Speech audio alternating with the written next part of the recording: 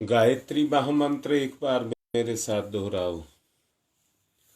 ओम भूर्भुवः स्वः तत्सवितुर्वरेण्यं भर्गो देवस्य धीमहि धियो यो नः प्रचोदयात्। कल बात कर रहे थे विलक्षण क्षमता चेतना की जो चित्त में प्रकट होती है। शब्द पर जोर देना, विलक्षण क्षमता की बात मैंने आपसे कही थी। मैंने कल एक उदाहरण भी दिया था। पेट्रोलियम को जब जमीन से खोद करके निकालते हैं तो उसको खींचने के लिए कोई पंप नहीं लगाना पड़ता है। जहां पर पेट्रोलियम में होता है वहां पर इतना दबाव होता है कि उसको बहुत मोटी प्लेटें लगा करके रोकना पड़ता है और आवश्यकता के अनुसार उसको निकालना होता है। ऐसे ही इस जीव पर चेतना का अपना दबाव है। अंदर से सुनना जो बोल रहा हूं। इस जीव के ऊपर चेतना का दबाव है और चेतना से ही सारा संसार चैतन्य है। परंतु हो क्या गया कि चेतना के ऊपर दबाव आ गया। संसार का, माया का, भोग का, विलास का ये संबंध, ये दबाव आ गई और स्थिति ये है कि इनके सामने चेतना कमजोर पड़ गई। जितने भी मानसिक तनाव हैं वो इसी के कारण पैदा होते हैं। जितने भी मानसिक तनाव हैं वो इसी के कारण पैदा होते हैं। अगर आदमी की अंदर की शक्ति मजबूत हो, चैतन्य शक्ति मजबूत हो, तो मैं क्या कहना चाहता हूं, चैतन्य शक्ति कमजोर होती है? नहीं, चेतन शक्ति कमजोर नहीं होती है, परंतु मल आवरण आ जाने के कारण उसका उतना प्रभाव बाहर नहीं निकल पाता कि आने वाली जो कमियां हैं, मैं दोबारा से कहूंगा, पाचन तंत्र के अंदर पदार्थों को पचाने की क्षमता है, परंतु यदि उसकी क्रियाशीलता के अंदर न्यूनता आ जाए तो बदहजमी हो जाती है। बदहजमी हो जाती है। ठीक इसी तरह से जब चैतन्य सत्ता कमजोर पड़ जाती है तो बाहर की जो परिस्थिति है उनको पचाने की, क्षमाने की, खत्म करने की क्षमता नहीं रह जाती है।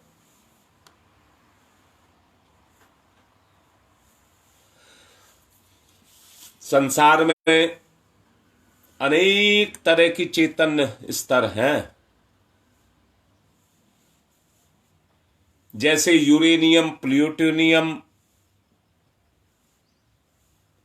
आदि की जो अवस्था आणविक ऊर्जा के रूप में होती है, उसी तरह से अपनी जैविक चेतना की भी क्षमता होती है।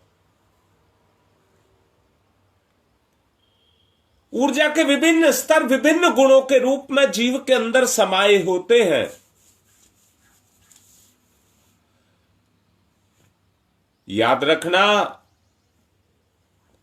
तमोगुण की अधिकता वाले व्यक्ति में विकास की प्रक्रिया अत्यधिक मंद हो जाती है। तमोगुण वाले व्यक्ति में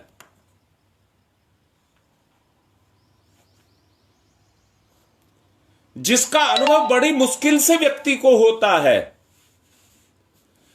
रजोगुण प्रधानता जिसमें होती है उसका विकास बड़ी तेजी से होता है।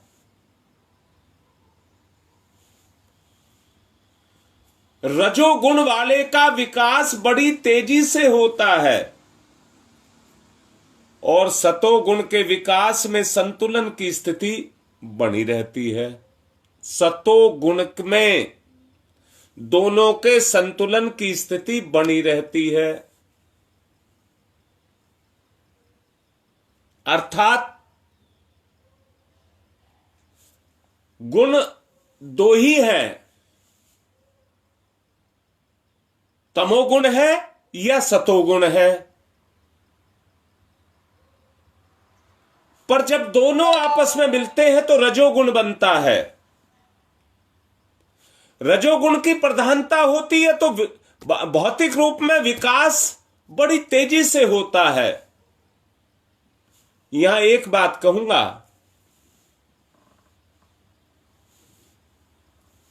और वो ये कहूंगा कि रजोगुण प्रधान व्यक्ति किसी की दूसरे की संपत्ति पर नजर नहीं रखता है, अपनी मेहनत करता है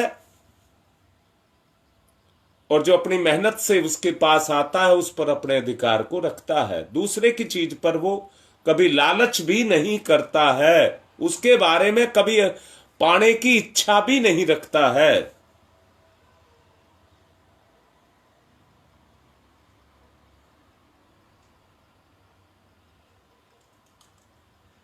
हाँ बेटा, शुभम, इसका पता तभी ही लगेगा। मैंने कहा है रजोगुण वाला कमाने, तमोगुण वाला कमाने की बात को नहीं सोचेगा। उसके मन में, उसकी चिंतन में हमेशा एक ही चीज चलती रहेगी कि कहां से किसके धन को कैसे हड़पा जाए। और याद रखना बेटा, तमोगुण वाले की बुद्धि बड़ी तेज काम करती है। तमोगुण वाले का जो बुद्धि है वो बड़ी तेज काम करती है, परंतु उसको अपने पराये का, अच्छे बुरे का बोध नहीं रह जाता है। उसको केवल एक ही है, किसी के माल को कैसे हड़पा जाए। रजोगुण वाला इसके ठीक विपरीत होता है। वो किसी को लेना भी नहीं चाहता तो देना भी नहीं चाहता। वो अपनी मेहनत पर विश्वास करता है। परंतु सतोगुण जो होता है वो दोनों के संतुलन को बना करके रखता है। जिसमें सतोगुण है वो अपनी जो भी कमाई है उसे दूसरे में खपा करके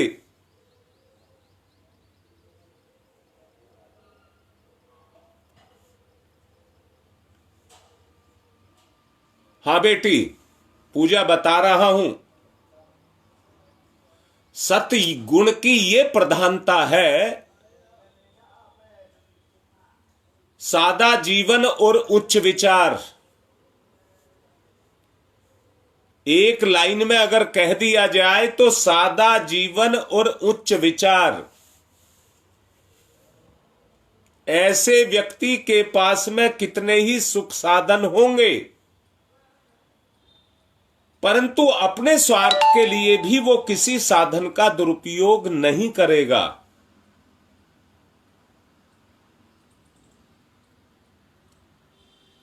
अपनी साधना, अपने साधन से वो दूसरे का भला करने की बात तो सोचेगा, परंतु दूसरे के हक पर कभी भी अपनी निगाह नहीं रखेगा। और बेटा, ये बाहर से नहीं होते हैं पूजा, ये अपने अंदर से होते हैं। और जिसमें ये गुण होता है ऐसा व्यक्ति यही सोचता है। मैंने कहा तमोगुण और रजोगुण के बारे में आपसे बताया। अगर अपना या प्रकृति का, समाज का अगर कोई बैलेंस बनाता है तो वो ऐसे ही गुण वाला व्यक्ति बनाता है। मैं सबको प्यार से एक बात को कह रहा हूं,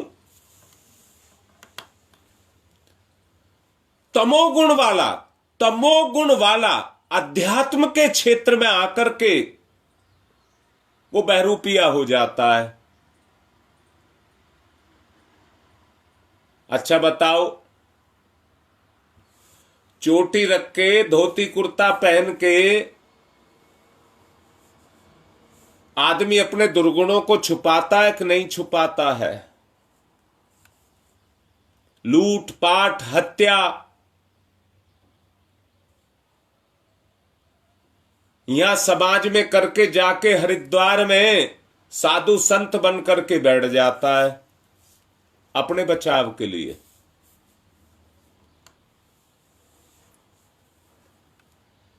जबकि वो रंगे हुए कपड़े पहन करके, भगवा कपड़े पहन करके वो संत नहीं बन जाता है। उस कपड़े के पीछे जो उसका तमोगुण है, उस तमोगुण को ढकने के लिए वो कपड़े पहनता है।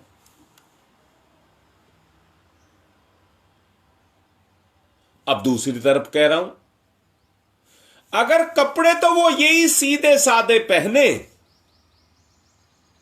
और अंदर से तमोगुण को हटा ले,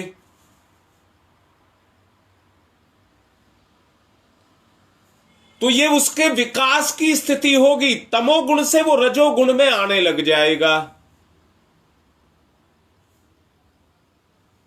हां बेटा, नहीं पता कितने, जिसको उघाड़ करके देखो वहीं से बदबू निकलती दिखाई देगी। बेटी, जिसको उघाड़ करके देखोगी उसी के अंदर से बदबू निकलती दिखाई देगी। और बेटा एक बात कह रहा हूं, नकली चीज ज्यादा सुंदर होती हैं, ज्यादा प्रभावशाली होती हैं, पर वो ज्यादा टिकाऊ नहीं होती हैं। जब उनसे काम लिया जाता है तो वो उस स्तर पर खरी नहीं उतर पाती, खरी नहीं उतर पाते। हां, आदमी उसको लेता क्यों है, उससे संबंध क्यों बनाता है? बेटा, असली अगर 1 रुपए में आती है तो नकली 98 में आ जाती है। और आदमी इस लालच में आकर के कि वो 1 इकाई आएगी उसमें दुगनी आ जाएगी उतने में ही, उस लालच के कारण उसकी तरफ को चलता है। और वो चलने के कारण वो तमोगुण उसके अंदर पैदा होता चला जाता है, लोभ के रूप में।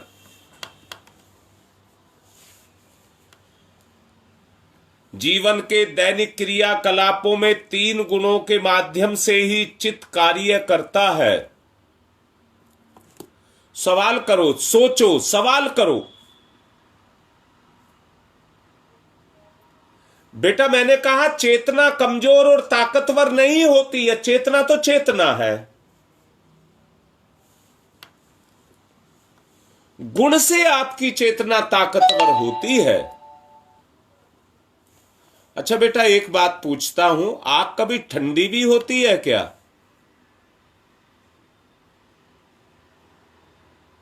आग का गुण ही नहीं है ठंडा होना, उसमें तो एक समान तेज है, एक समान तेज है।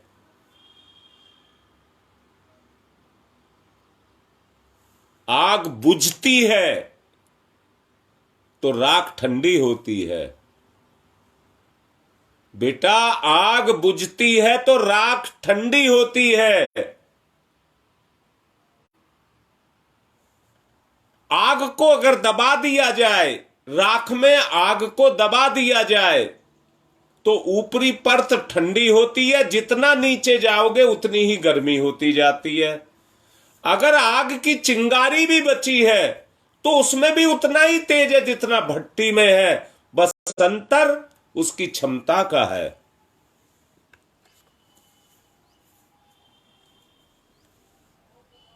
हमारा चित्त कार्य करता है, हमारा चित्त कार्य करता है। अब जितना चित्त क्रियाशील, बेटा मैं फिर से कह रहा हूं, उसके ऊपर गुणों की परत है। अगर तमोगुण है तो चेतना निष्क्रिय है, जो उसके अंदर सक्रियता है वो अपने विनाश की तरफ है। हां बेटा, कैसे पता लगे रीता, इसके लिए ही कह रहा हूं, जो दूसरे की बहन बेटी को, दूसरे की धन दौलत को छीनने की सोचता हो, पाने की सोचता हो, जिसके मन में यह चलता हो, वो तमोगुणी है।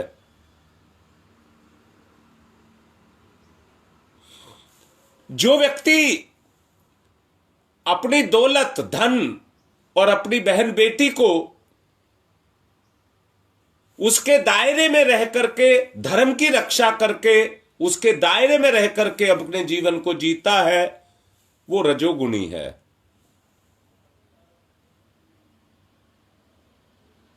जो इन सब से ऊपर उठ करके अपने जीवन को जीता है, वो सतोगुणी है। जो सबको अपना मानता है, जो किसी के साथ भेदभाव नहीं करता, जिसको नोट भी कागज और रद्दी नजर आता है, वो सतोगुणी है।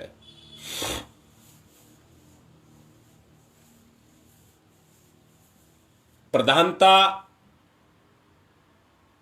गुण की है, चेतना के साथ जुड़ा है गुण।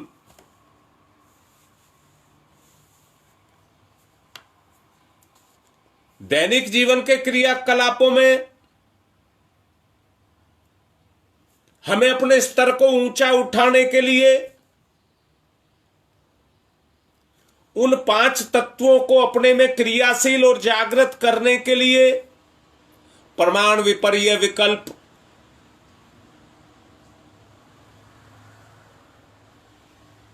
जो ये 5 बताए हैं,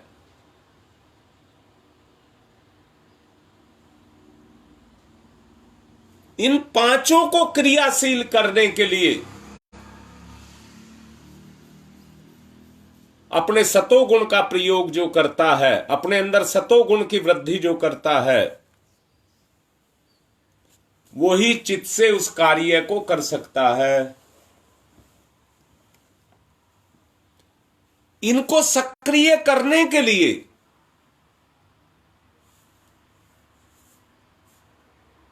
प्रमाण, विपर्य, विकल्प, निद्रा और स्मृति, इनको सक्रिय करने के लिए, अब उन गुणों से ओतप्रोत करने के लिए जिससे जीवन गुणों से भर जाए, सतोगुण की प्रधानता हो जाए, महर्षि पतंजलि ने अष्टांग योग की साधना रखी है।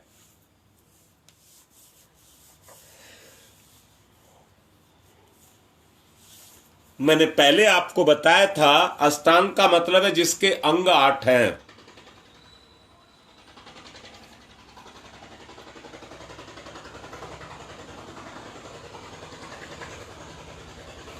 अष्टांग योग के सम्यक अभ्यास से व्यक्ति की चेतना के उच्च स्तर तक पहुंचने की संभावनाएं खुलती जाती हैं। मस्तिष्क के विभिन्न भाग क्रियाशीलता के स्तर पर 2 भागों में विभक्त हो जाते हैं। 2 भागों में। बेटा केवल सुनना सुनना मत, करना भी।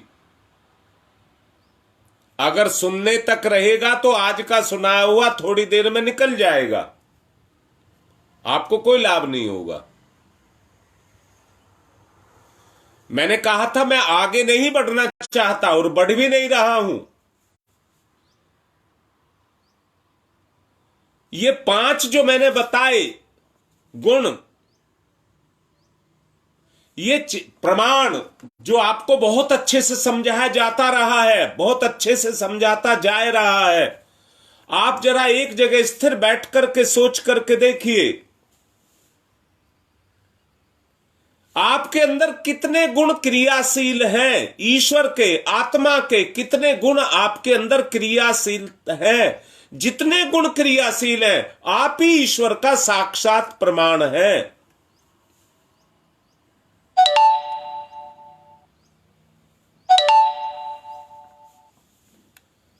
रणवीर, अगर मेरी बात मानते हैं,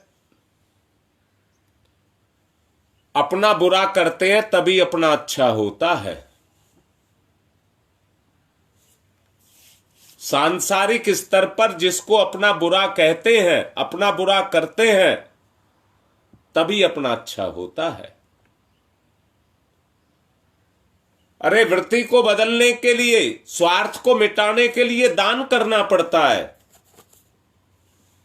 लेना कैसा लगता है और देना कैसा लगता है। मैं तो रणवीर ये भी कह दूं, अगर आपको 100 रुपए कोई दे दे कि ये आपके हैं, और कुछ दिन बाद में कह दे कि मुझे 10 रुपए दे दे, उधार नहीं कह रहा, मुझे 10 रुपए दे दे, आपसे मांगने लग जाए, तो वो 100 रुपए लेकर के 10 रुपए देने में आपको जोर पड़ेगा, दुर्गुण के कारण।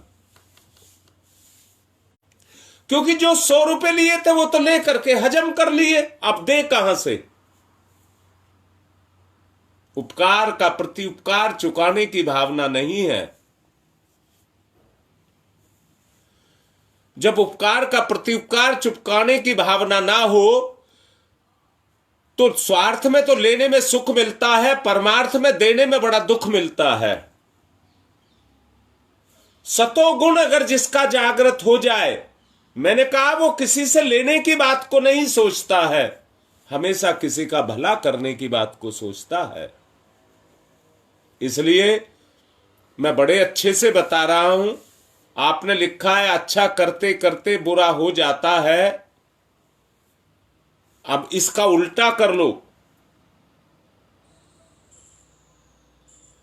अपना बुरा हो जाए पर दूसरे का बुरा ना हो, इसी को अपना अच्छा करना कहते हैं। मैंने अभी कहा था हमारी चेतना 2 भाग में विभक्त होती है, एक को बायां भाग और दूसरे को दाहिना भाग कहते हैं।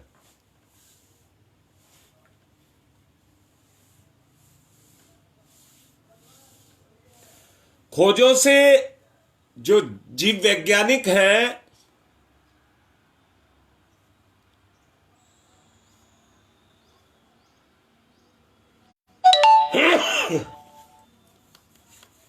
जो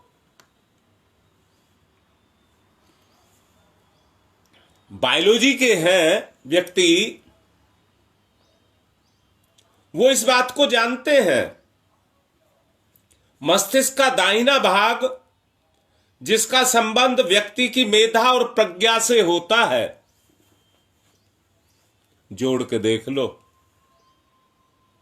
आपसे भी चुपके से कह रहा हूं, जोड़ के देख लो, अंतर्मुखी हो जाओ और अंतर्मुखी होकर के देखो आपकी चेतना कहां काम कर रही है।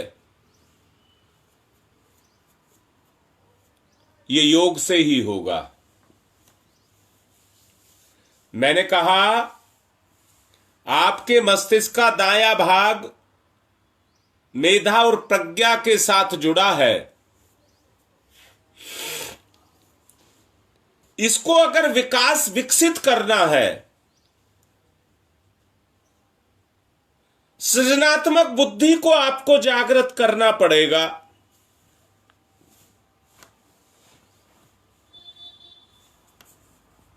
सृजनात्मक बुद्धि किसको कहते हैं? जो चित्रकला, नृत्य कला, स्नेह, उदारता, अंतर प्रज्ञा के रूप में होती है। इन गुणों के रूप में उस बुद्धि का विकास करना होगा।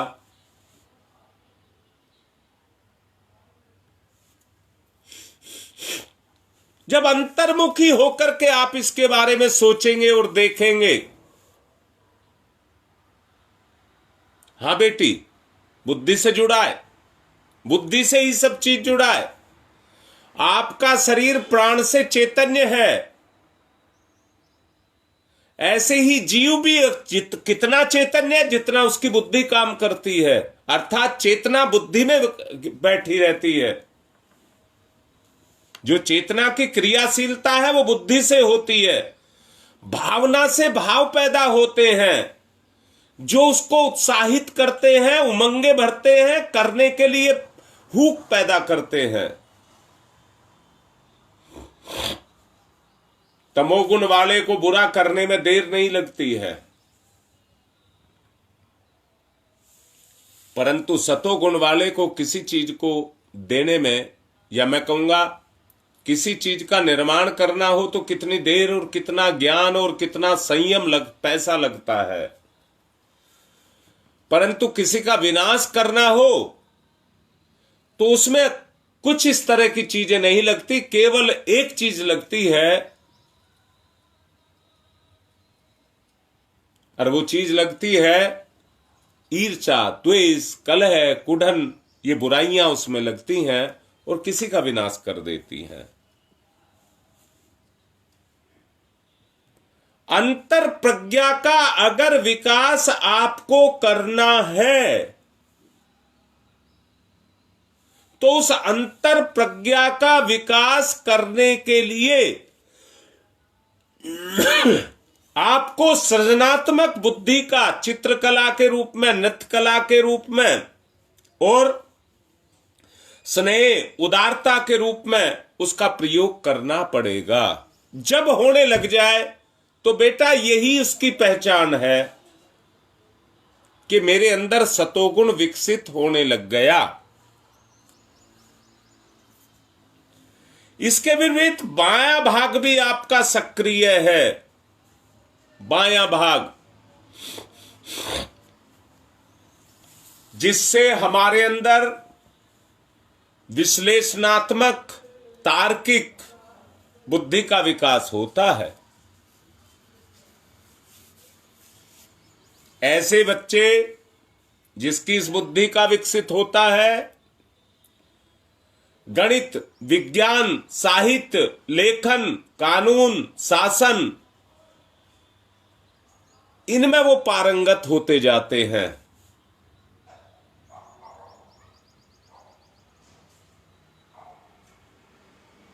हाँ बेटा, चेतना की क्रियाशीलता, पूजा, वो कला से ही होती है। आप डॉक्टर हैं, आपने अपनी उस कला को जगाया तभी तो आपको सर्टिफिकेट मिला।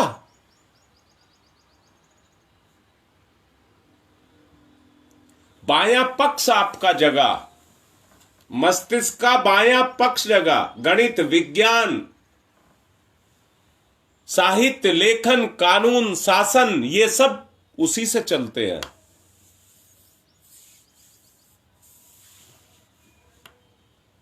अभी तक की अपेक्षा कला प्रियता के अभाव में शिक्षाविद और मनोवैज्ञानिकों का तथा वैज्ञानिकों का कहना यही है कि मस्तिष्क का एक पक्षीय विकास मानव जीवन पर हानिकारक प्रभाव डालता है। बेटा तुम तो इसको सपोर्ट करो मुझे, तुम डॉक्टर हो या और दूसरे जो इससे संबंधित हैं, जैसे गुप्ता जी विज्ञान के अध्यापक रहे हैं और अच्छे अध्यापक रहे हैं। ये मैं साइंटिफिक रीजन बता रहा हूं। जो भी साइंस के आदमी हैं वो इस पर सोचिए।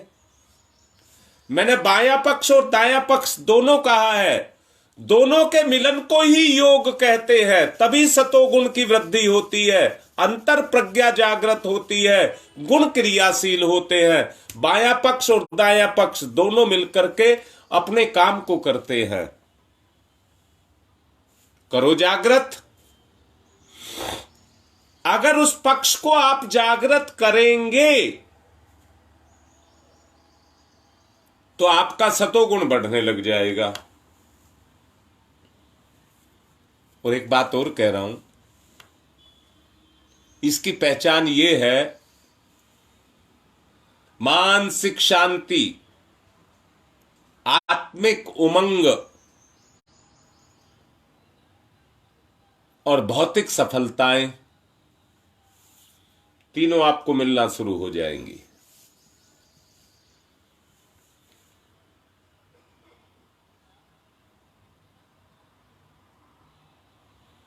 मस्तिष्क का एक पक्षीय विकास हानिकारक होता है, चाहे कोई सा पक्ष क्यों ना हो, सतोगुण, रजोगुण, तमोगुण, कोई सा पक्ष क्यों ना हो।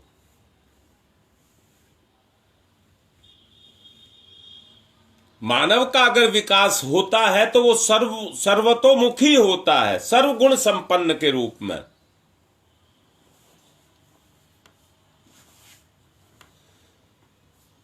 प्रसिद्ध वैज्ञानिक सेरेमन ने न्यूटन, आइंस्टीन जैसे वैज्ञानिकों के उदाहरणों में से यह सिद्ध करने का प्रयास किया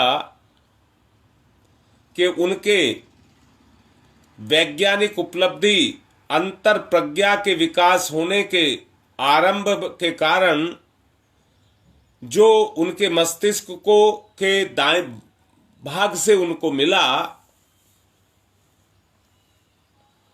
उसके प्रयास से और उसके प्रभाव से उनकी अंतर प्रज्ञा का विकास हुआ, जिसके कारण वो मस्तिष्क को, उसके दाएं भाग को क्रियाशील करके बाद में बाएं भाग के मस्तिष्क से सक्रिय होने पर भौतिक जो स्वरूप है उसको एक आकार दिया, उसके द्वारा उसको एक आकार दिया। यदि मस्तिष्क के बाएं भाग को सक्रिय ना किया गया होता, भौतिक लिप्सा की प्राप्ति को ही प्रधानता दी गई होती। जी गुप्ता जी, यही कह रहा हूं, यही लिखो। मस्तिष्क के दो भाग होते हैं, यही मैंने बताया है। मस्तिष्क का बायां भाग और दायां भाग। अगर बायां भाग ही आपका सक्रिय होगा तो आज कितने डॉक्टर हैं जिन्होंने नर्सिंग होम बना लिया दुनिया का भला करने के लिए, परंतु देह चक्कू, देह ऑपरेशन और टेस्ट करके वो केवल अपने मन की इच्छा को पूरा धन से करना चाहते हैं, धन से करना चाहते हैं।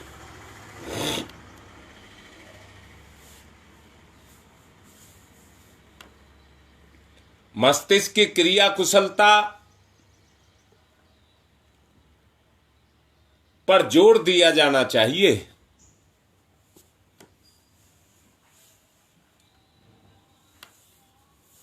ये मस्तिष्क अनुवांशिक यानी कि पेरेंटल जो क्षमताएं होती हैं उसके आधार पर भी काम करता है।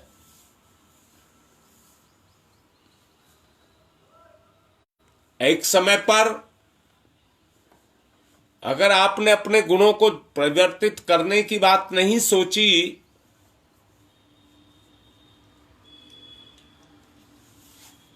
तो जो क्रियाशीलता के द्वार माध्यम से आप गुजर रहे हैं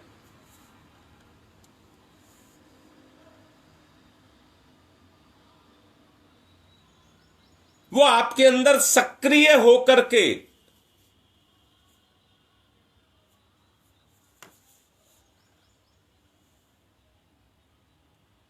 आपके ऊपर घातक परिणाम और मानव समाज पर बहुत सारे कलंकों को लगाता हुआ चला जाएगा। अगर बायां भाग केवल जागृत हुआ और दायां भाग गौण बैठा रहा, तब इसलिए प्रधानता उसी में है कि दोनों को समान रूप से सक्रिय किया जाए।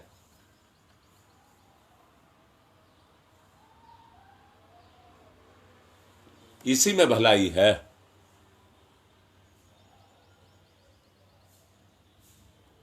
सोच करके देखो,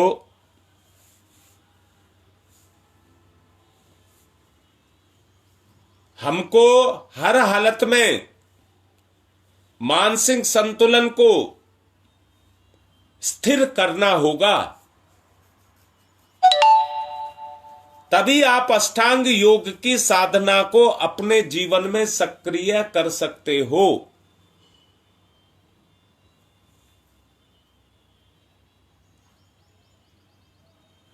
अभ्यास से एक समय पर ऐसा समय आता है जब बिना किसी अध्ययन के ही नाना प्रकार के गूढ़ रहस्यों को जानना और उनके विवेचन करना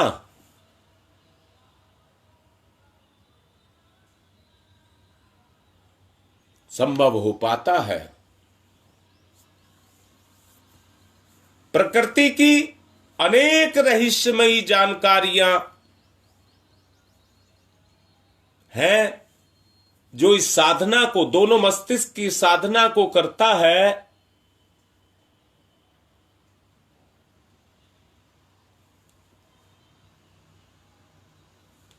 वही अपने संतुलन बनाने की बात को करता है। भारतीय ऋषि योगी इसके अनुपम उदाहरण है। वैज्ञानिकों ने अपने अनुसंधानों में इस बात को पाया है कि दाएं मस्तिष्क का संबंध ईड़ा नाड़ी से और बाएं का संबंध पिंगला नाड़ी से होता है।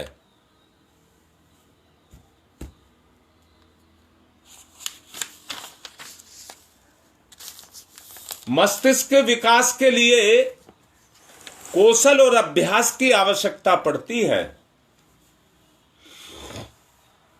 प्रशिक्षण की अनेक व्यवस्थाएं संसार में मौजूद हैं। वे मनुष्य को चतुर भी बनाती हैं और चतुरता से संपन्नताओं और संपन्नता से सफलताओं का पथ खोलती चली जाती हैं। इतने पर भी अंतराल में के सानिध्य से मान्यताएं, पशुवृत्तियों के निष्कासन की बुद्धि वैभव के रूप में विकसित होती है। व्यक्ति की अपनी निकृष्टता पिछड़े और प्रगतिशील समझे जाने वाले दोनों ही वर्गों में अक्सर ये बात देखने को मिलती है।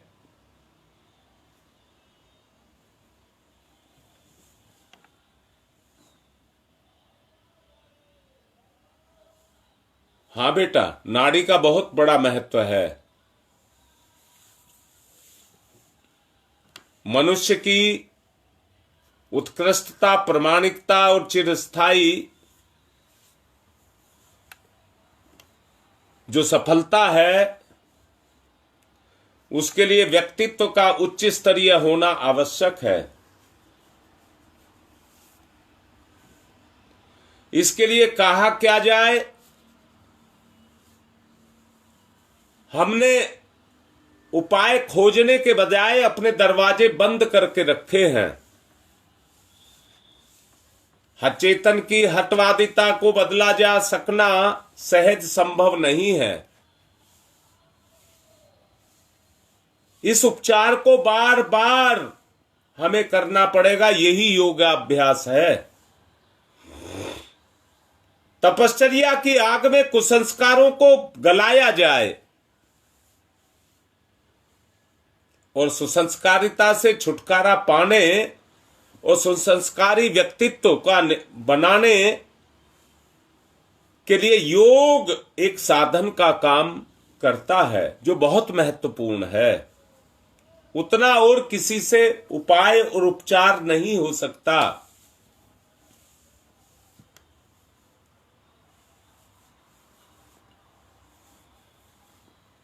कल फिर योग के बारे में बताएंगे,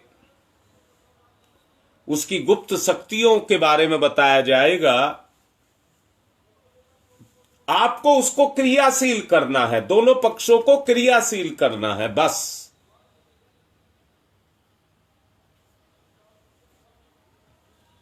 जो चीज हाथ की पकड़ में आती है, कुछ चीजें ऐसी हैं मन की पकड़ में आती हैं, कुछ चीजें ऐसी हैं बुद्धि की पकड़ में आती है। ये सहज रूप में हमारे ऊपर काम करती रहती हैं।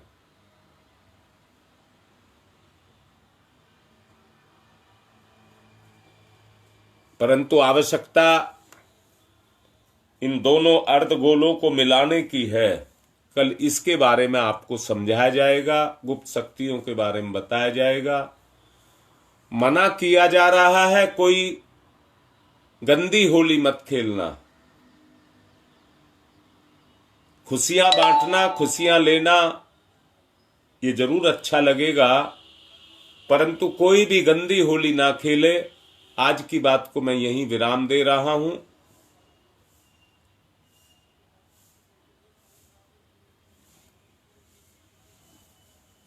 गुप्ता जी भी आप सबको शुभकामनाएं दे रहे हैं।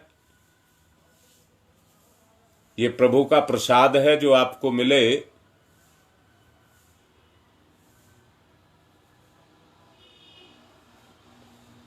बेटा मुझे तो कितना अच्छा लगता है, अब मैं प्रवचन में आप मेरे सामने हैं, मुझको कितना अच्छा लगता है ये मैं ही जानता हूं। मुझे नहीं पता जब मैं तुम्हारे सामने हूं तो तुम्हें कितना अच्छा लगता है, ये तुम जानते हो। मैंने तो कहा है मेरा धन साधन मेरी दुनिया सब कुछ तुम हो।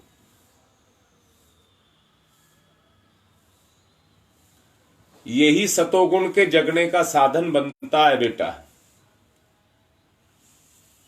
मिलकर के करें तो ज्यादा अच्छा रहेगा।